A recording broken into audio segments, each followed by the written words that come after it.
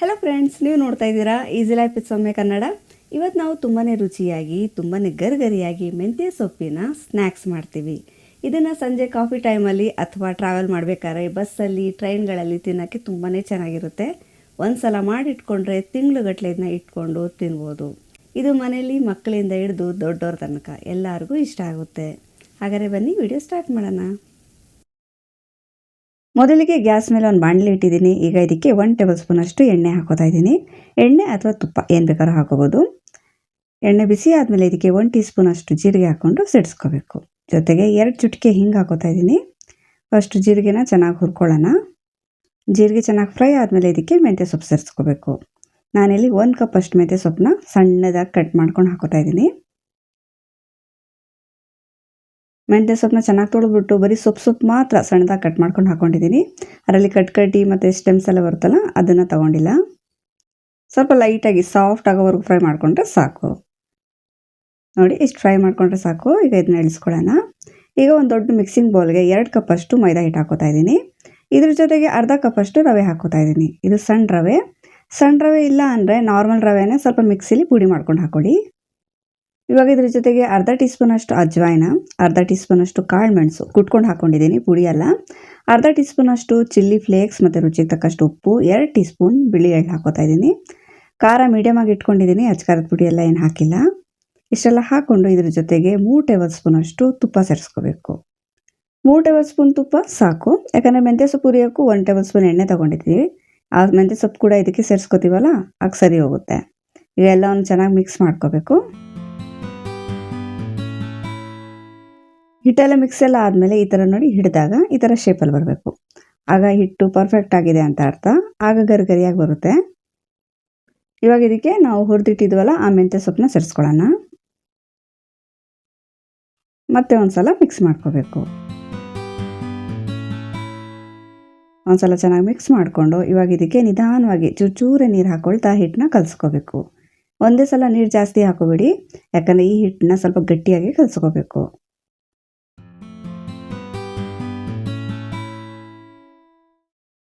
ಸಮೋಸಾಗೆಲ್ಲ ಕಲಿಸ್ಕೊತಾರಲ್ಲ, ಅದೇ ರೀತಿಲಿ ಇರಬೇಕು ಹಿಟ್ಟು.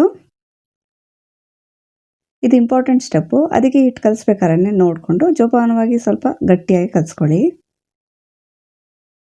ಇವಾಗ ಚೂರೇ ನೀರು ಹಾಕ್ಕೊಳ್ತಾ ಈ ಥರ ಗಟ್ಟಿಯಾಗಿ ಹಿಟ್ಟನ್ನ ಕಲಿಸ್ಕೊಂಡಿದ್ದೀನಿ. ಹಿಟ್ಟೆಲ್ಲ ಕಲಸಾದ್ಮೇಲೆ ಇದನ್ನು ಮುಚ್ಚಿಟ್ಬಿಟ್ಟು ಒಂದು 20 ನಿಮಿಷ ಅಥವಾ ಅರ್ಧ ಗಂಟೆ ಪಕ್ಕಕ್ಕಿಡೋಣ. ಸ್ವಲ್ಪ ಸೆಟ್ ಆಗುತ್ತೆ. ಇವಾಗ ಒಂದು ಚಿಕ್ಕ ಬಟ್ಲಿಗೆ ನಾನು 4 ಟೇಬಲ್ ಸ್ಪೂನ್ ಅಷ್ಟು ಮೈದಾ ಹಿಟ್ಟು ತೊಗೊಂಡಿದ್ದೀನಿ. ಈಗ ಇದಕ್ಕೆ 2 ಟೇಬಲ್ ಸ್ಪೂನ್ ಅಷ್ಟು ತುಪ್ಪ ಹಾಕ್ಕೊಂಡು ಚೆನ್ನಾಗಿ ಮಿಕ್ಸ್ ಮಾಡ್ಕೋಬೇಕು.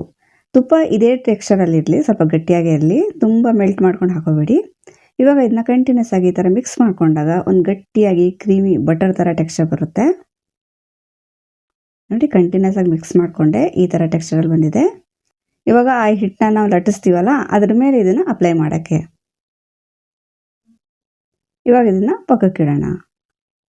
ಇವಾಗ ಹಿಟ್ಟು ನೋಡೋಣ, 20ರಿಂದ 25 ನಿಮಿಷ ಆಗಿದೆ, ಚೆನ್ನಾಗಿ ಸೆಟ್ ಆಗಿದೆ. ಇವಾಗ ಈ ಹಿಟ್ಟಲ್ಲಿ 4 ಭಾಗಗಳಾಗಿ ಡಿವೈಡ್ ಮಾಡ್ಕೋಬೇಕು.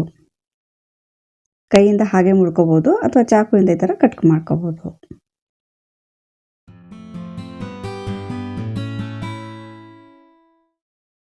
ನೋಡಿ, ಕಟ್ ಮಾಡಿದಾಗ ನೋಡಿ, ಪ್ರೆಸ್ ಆಗಿಲ್ಲ, ಬೆಂಡ್ ಆಗಿಲ್ಲ, ಒಳ್ಳೆ ಪನೀರ್ ಥರ ಇದೆ. ಈ ಟೆಕ್ಸ್ಚರ್ ತುಂಬ ಇಂಪಾರ್ಟೆಂಟು, ಅದಕ್ಕೆ ಪದೇ ಹೇಳ್ತಾ ಇದ್ದೀನಿ. ಇವಾಗ ಇದರಲ್ಲಿ 1 ಪೋರ್ಷನ್ ಎತ್ಕೊಂಡಿದ್ದೀನಿ, ಮಿಕ್ಕಿದೆಲ್ಲ ಈ ಥರ ಮುಚ್ಚಿಟ್ಕೋಬೇಕು. ಇವಾಗ ನೀಟಾಗಿ ಇದರಲ್ಲಿ ಉಂಡೆ ಮಾಡಿಬಿಟ್ಟು ಲಟ್ಟಿಸ್ಕೋಬೇಕು. ಇವಾಗ ಇದನ್ನು ಲಟ್ಸೋಕ್ಕೆ ಎಕ್ಸ್ಟ್ರಾ ಒಣ ಹಿಟ್ಟಾಗಲಿ ಅಥವಾ ಎಣ್ಣೆ ಅದೇನು ಬೇಕಾಗಲ್ಲ, ಈಸಿಯಾಗಿ ಲಟ್ಸ್ಕೋಬೋದು. ಸ್ಕ್ವೇರ್ ಶೇಪ್ ಅಥವಾ ರೆಕ್ಟ್ಯಾಂಗಲ್ ಶೇಪಲ್ಲಿ ಲಟ್ಸ್ಕೊಳ್ಳಿ. ಈ ಥರ ಲಟ್ಸ್ಕೊಂಡಿದ್ದೀನಿ. ಮತ್ತು ಥಿಕ್ನೆಸ್ ನೋಡಿ, ಈ ಥರ ಇಟ್ಕೋಬೇಕು. ತುಂಬ ತೆಳ್ಳೆ ಇಲ್ಲ, ತುಂಬ ದಪ್ಪನೂ ಇಲ್ಲ. ಈಗ ಇದ್ರ ಮೇಲೆ ನಾವು ಮೈದಾ ಮತ್ತು ತುಪ್ಪ ಮಿಕ್ಸ್ಚರ್ ಮಾಡಿಟ್ಟಿದ್ವಲ್ಲ, ಅದನ್ನು ಅಪ್ಲೈ ಮಾಡ್ಕೋಬೇಕು. ಸ್ಪೂನಿಂದ ಬೇಕಾದ್ರೂ ಮಾಡ್ಕೋಬೋದು ಅಥವಾ ಈ ಥರ ಕೈಯಿಂದ ಬೇಕಾದ್ರೂ ಮಾಡ್ಬೋದು. ಇವಾಗ ನೋಡಿ, ಸುತ್ತ ಕ್ಲೀನಾಗಿ ಅಪ್ಲೈ ಮಾಡ್ಕೊಂಡಿದ್ದೀನಿ. ಇವಾಗ ಇದನ್ನು ರೋಲ್ ಮಾಡ್ಕೋಬೇಕು. ಈ ಥರ ಒಂದು ಸೈಡಿಂದ ಎತ್ಕೊಂಡು ಟೈಟಾಗಿ ರೋಲ್ ಮಾಡ್ಕೋಬೇಕು. ಇದು ಇಂಪಾರ್ಟೆಂಟು, ಸ್ವಲ್ಪ ಟೈಟಾಗಿ ರೋಲ್ ಮಾಡ್ಕೊಳ್ಳಿ, ಲೂಸಾಗಿ ಮಾಡಬೇಡಿ.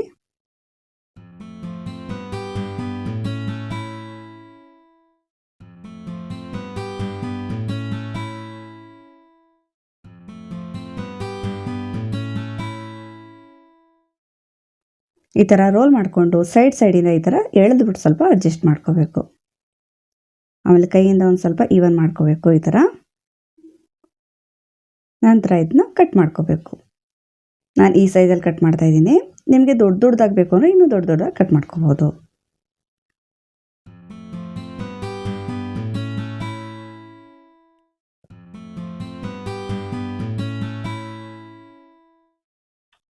ಇವಾಗ ಒಂದು ಪೀಸ್ ಎತ್ಕೊಂಡು ಕೈಯಿಂದ ಲೈಟಾಗಿ ಈ ಥರ ಪ್ರೆಸ್ ಮಾಡ್ಕೋಬೇಕು. ನಂತರ ಲಟ್ಟಣಿಗೆಯಿಂದ ಲೈಟಾಗಿ ಈ ಥರ ಲಟ್ಟಿಸ್ಕೋಬೇಕು. ತುಂಬ ಲೈಟಾಗಿ ಒಂದು ಸ್ವಲ್ಪ ಲಟ್ಟಿಸ್ಕೊಂಡ್ರೆ ಸಾಕು, ಈ ಶೇಪ್ ಬರುತ್ತೆ. ಇದೇ ರೀತಿ ಮಿಕ್ಕಿದನ್ನೆಲ್ಲ ಮಾಡ್ಕೊಳ್ಳೋಣ.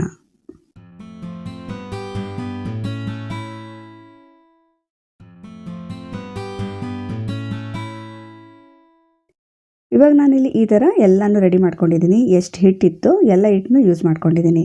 ನೀವು ಬೇಕಾದ್ರೆ ಬ್ಯಾಚ್ ವೈಸ್ ಮಾಡ್ಕೋಬೋದು. ಆದರೆ ಈ ಥರ ಒಂದೇ ಸಲ ಎಲ್ಲನೂ ರೆಡಿ ಮಾಡಿ ಇಟ್ಕೊಬಿಟ್ರೆ ಇದರಲ್ಲಿರೋ ಎಕ್ಸ್ಟ್ರಾ ಇನ್ನೂ ಮಾಯ್ಶ್ಚರ್ ನೀರಿನಾಂಶ ಇದ್ದರೆ ಅದು ಡ್ರೈ ಆಗುತ್ತೆ. ಆಗ ಫ್ರೈ ಮಾಡಿದಾಗ ಕ್ಲೀನಾಗಿ ಫ್ರೈ ಆಗುತ್ತೆ. ಇಲ್ಲಾಂದ್ರೆ ಮೇಲೆ ಬಬಲ್ಸ್ ಥರ ಬರುತ್ತೆ ನೋಡಿ, ಆ ಥರ ಬಂದ್ಬಿಡುತ್ತೆ. ಇವಾಗ ಇದನ್ನು ಫ್ರೈ ಮಾಡ್ಕೊಳ್ಳೋಣ. ಇನ್ನೂ ಸ್ವಲ್ಪ ಮೈದಾ ಹಿಟ್ಟು ಮತ್ತು ತುಪ್ಪದ ಮಿಕ್ಸರ್ ಮಿಕ್ಕೋಗಿದೆ. ಇದನ್ನು ಚಪಾತಿಗೆ ಹಿಟ್ಟು ಕಲಿಸಿದಾಗ ಯೂಸ್ ಮಾಡ್ಕೊಳ್ಳಿ, ವೇಸ್ಟ್ ಮಾಡಬೇಡಿ. ಇವಾಗ ಇದನ್ನು ಫ್ರೈ ಮಾಡ್ಕೊಳ್ಳೋಕ್ಕೆ ಎಣ್ಣೆನ ಮೀಡಿಯಮ್ ಆಗಿ ಹೀಟ್ ಮಾಡ್ಕೊಂಡಿದ್ದೀನಿ. ತುಂಬ ಬಿಸಿ ಮಾಡ್ಕೋಬಾರ್ದು. ಈ ಥರ ನೋಡಿ ಒಂದು ಚಿಕ್ಕ ಪೀಸ್ ಹಾಕಿದಾಗ ಈ ಥರ ಬಬಲ್ಸ್ ಬರಬೇಕು. ಇಷ್ಟು ಬಿಸಿ ಆದರೆ ಸಾಕು. ಇವಾಗ ಫ್ಲೇಮ್ನ ಮೀಡಿಯಮ್ ಇಟ್ಕೋಬೇಕು ಮತ್ತು ಒಂದೊಂದಾಗಿ ನಿಧಾನವಾಗಿ ಈ ಥರ ಹಾಕೋಬೇಕು. ಹಾಕಿದಾಗ ನೋಡಿ ಲೈಟಾಗಿ ಬಬಲ್ಸ್ ಬರ್ತಿದೆ. ತುಂಬ ಜಾಸ್ತಿ ಹೊಗೆ ಬಬಲ್ಸ್ ಎಲ್ಲ ಬರ್ತಿಲ್ಲ. ಈ ಥರ ಇರಬೇಕು. ನಿಮ್ಮ ಬಾಣಲಿಗೆ ಎಷ್ಟು ಇಡಿಸುತ್ತೆ ಅಷ್ಟು ಹಾಕೋಬೋದು. ಎಲ್ಲ ಹಾಕ್ಕೊಂಡಾದ್ಮೇಲೆ ಒಂದು ನಿಮಿಷ ಆದಮೇಲೆ ಅದಾಗದೆ ಮೇಲೆ ಬರುತ್ತೆ. ಆಗ ನಿಧಾನವಾಗಿ ಇದನ್ನು ತಿರುಗಿಸ್ಕೋಬೇಕು. ಇದನ್ನು ಮೀಡಿಯಮ್ ಟು ಲೋ ಫ್ಲೇಮಲ್ಲೇ ಫ್ರೈ ಮಾಡ್ಕೋಬೇಕು. ಕಮ್ಮಿ ಉರಿಲಿ ಫ್ರೈ ಮಾಡಿಕೊಂಡ್ರೆ ಒಳಗಡೆಯಿಂದ ಹೊರಗಡೆಯಿಂದ ಚೆನ್ನಾಗಿ ಕ್ರಿಸ್ಪಿಯಾಗಿ ಫ್ರೈ ಆಗುತ್ತೆ. ಒಂದೊಂದು ನಿಮಿಷ ಬಿಟ್ಕೊಂಡು ಈ ಥರ ತಿರುಗಿಸ್ತಾನೆ ಇರಬೇಕು. ಆಗಲೇ ಸುತ್ತಲೂ ಕ್ಲೀನಾಗಿ ಕಲರ್ ಬರುತ್ತೆ ಮತ್ತು ಕ್ರಿಸ್ಪಿಯಾಗಿ ಆಗುತ್ತೆ.